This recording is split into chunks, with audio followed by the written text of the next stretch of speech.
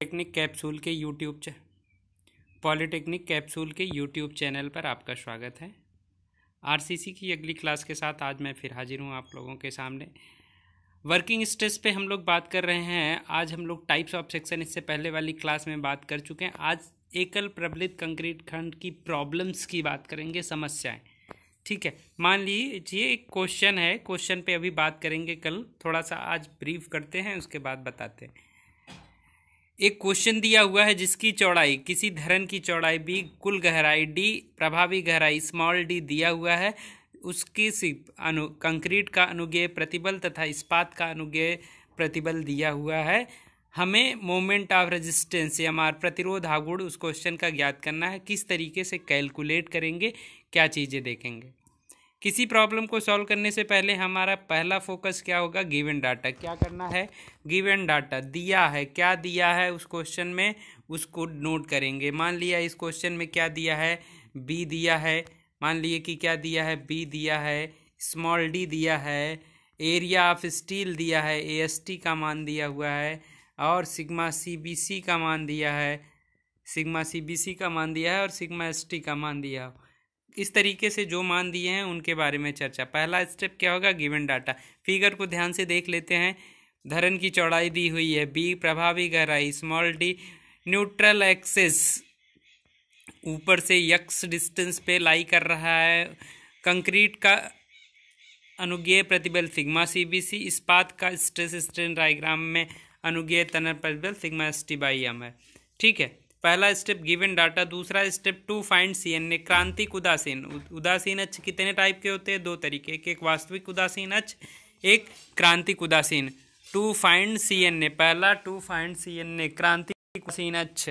ठीक है, उसके बाद आप लोगों को दूसरा अगला होगा टू फाइंड ANA। CNA निकालने के लिए ध्यान से देखिएगा। मान लीजिए कि इस फिगर को ध्यान से देखिए, ये फिगर है,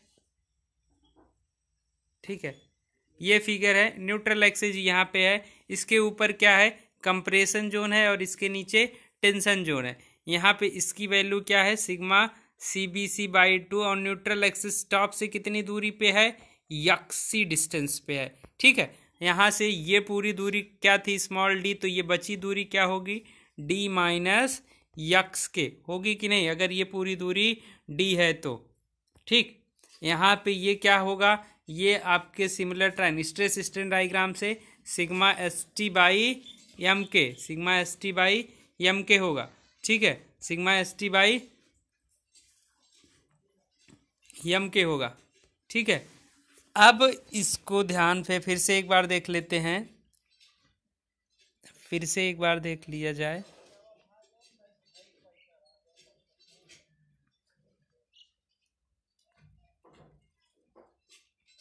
ये सिग्मा CBC है, ये दूरी यक्स है, ये दूरी बची x minus t minus x है। ठीक है, अब देखिए एक ट्राइंगल ये बन रहा है, एक ट्राइंगल ऊपर का बना ये, ठीक, और उसके नीचे का ट्राइंगल ये। दूसरा सिमिलर ट्राइंगल मेथड के यूज करते हुए, दूसरा सिमिलर ट्राइंगल मेथड के यूज करते हुए हमने देखा, अगर कह दें इस फिगर को देखिए, यहाँ पे देखिए, इस फिगर को ध्यान में देखते हुए करिए कि ये दिया है, पहला ऊपर वाले फिगर को ध्यान दीजिए, सिग्मा CBC बटा ये दूरी, सिमिलर ट्राइंगल थे, सिग्मा CBC बटा ये दूरी, सिग्मा CBC बटा यक्स के, और फिर इस फिगर को ध्यान से देखिए, सिग्मा ST/m बटा ये दूरी, बटा ये दूरी, यहाँ पे वही लिखा हुआ है, सिग्मा CBC/x, पहले ऊपर वाले ट्राइंगल का, फिर sigma ST/m divided by d minus x. ठीक है, फॉर सिमिलर ट्राइंगल के मेथड से, सिमिलर ट्राइंगल के मेथड से यहाँ पे दिया हुआ। ठीक है, अगला तो यहाँ से इसको पक्षांतर करने पे हमें यक्सी किसका मान निकालना है, क्रिटिकल न्यूट्रल एक्सिस का मान निकालना है। तो यहाँ से हमें फार्मूला एक जनरेट हो गया, m time sigma CBC/m time sigma CBC plus sigma ST into d। तो हमारा क्रिटिकल न्यूट्रल एक्सिस यहाँ से निकल जाएगा। अब आते हैं एक्चुअल न्यूट्रल, ये स्ट्रेस स्ट्रेन डायग्राम से critical neutral axis find out किया जाता है। अब आते हैं, बात करते हैं to find actual neutral axis, ANA वास्तविक उदासीन अक्ष। वास्तविक उदासीन अक्ष में क्या करते हैं कि इस फिगर को ध्यान में रखते हुए इस फिगर को ध्यान में रखेंगे, इस फिगर को ध्यान में रखेंगे, संपीड़न क्षेत्र को तनन क्षेत्र के बराबर कर देंगे।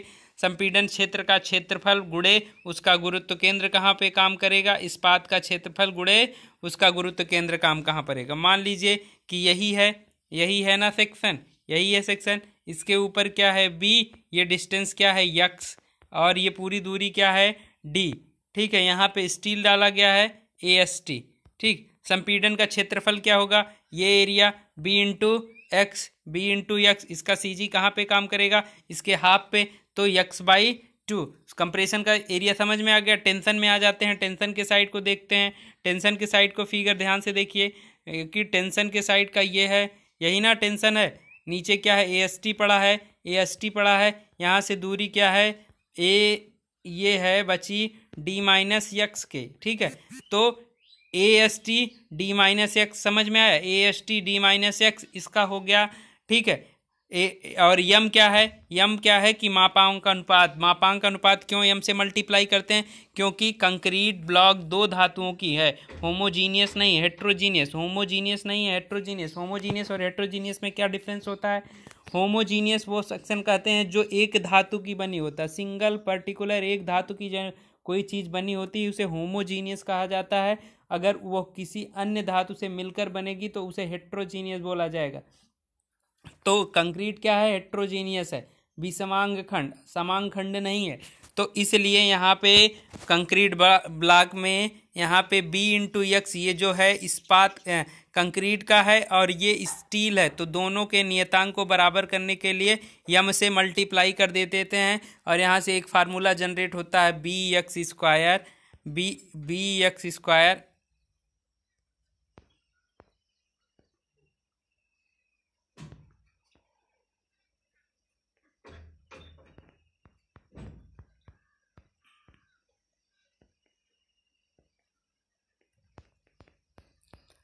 bx²/2 बराबर MAST d-x के। ठीक है, तो हमने क्या निकाल लिया, पहला स्टेप गिवन डाटा, दूसरा स्टेप टू फाइंड CNA, तीसरा step to find ANA। Actual CNA का फार्मूला XC बराबर m time sigma CBC upon m time sigma CBC plus sigma ST into D। उसके बाद क्या निकालेंगे, टू फाइंड ANA में क्या, संपीड़न क्षेत्र बराबर तनन क्षेत्र के। यहाँ से फार्मूला क्या जनरेट हो गया, bx²/2 बराबर MAST d-x के। यहाँ से किसका मान निकाल लेंगे, एक्चुअल न्यूट्रल एक्सिस ANA का मान इन टर्म ऑफ x के। अब हमें दो वैल्यू प्राप्त हो गई, एक XA की और XC की। इन दोनों वैल्यूओं के हिसाब से हम सेक्शन को टाइप्स ऑफ सेक्शन के प्रकार फाइंड आउट करेंगे। पहला कंडीशन क्या बन सकती है, XA बराबर, पहली कंडीशन क्या बन सकती है, XA बराबर XC। अगर ऐसी कंडीशन बनेगी तो वो सेक्शन कैसा होगा, बैलेंस सेक्शन। अगर XA is greater than XC होगा तो वो सेक्शन को क्या होगा, ओवर रिइंफोर्स। ए जब बड़ा हो जाएगा, एक्चुअल न्यूट्रल एक्सिस बड़ा हो जाएगा तो वो सेक्शन ओवर रिइंफोर्स हो जाएगा। उसके नीचे क्या है, XA is less than XC, तो XA is less than XC है तो उस सेक्शन की कंडीशन में सेक्शन क्या हो जाएगा, अंडर रिइंफोर्स सेक्शन हो जाएगा। ठीक है, आगे देखते हैं, उसके बाद निकालते हैं उसका टू फाइंड वैल्यू के हिसाब से हम types of section find out कर लेंगे। अगले स्टेप में हम निकालेंगे टू फाइंड MR, प्रतिरोध आघूर्ण का मान निकालेंगे। प्रतिरोध आघूर्ण निकालने के लिए दो फार्मूले हैं। कौन कौन सा, MR बराबर BX sigma CBC/2 d-x/3, MR बराबर सिग्मा ST d-x/3 के। अगर बैलेंस सेक्शन है तो MR बराबर किसी भी फार्मूले का प्रयोग करके हम MR का मान निकाल लेंगे। अगर ओवर रिइंफोर्स सेक्शन है, ओवर रिइंफोर्स कंडीशन के हिसाब से क्या बन रही है कि XA is greater than XC, तो सेक्शन क्या होगा, ओवर रिइंफोर्स सेक्शन के लिए MR बराबर क्या हो जाएगा, BX सिग्मा CBC/2 d-x/3।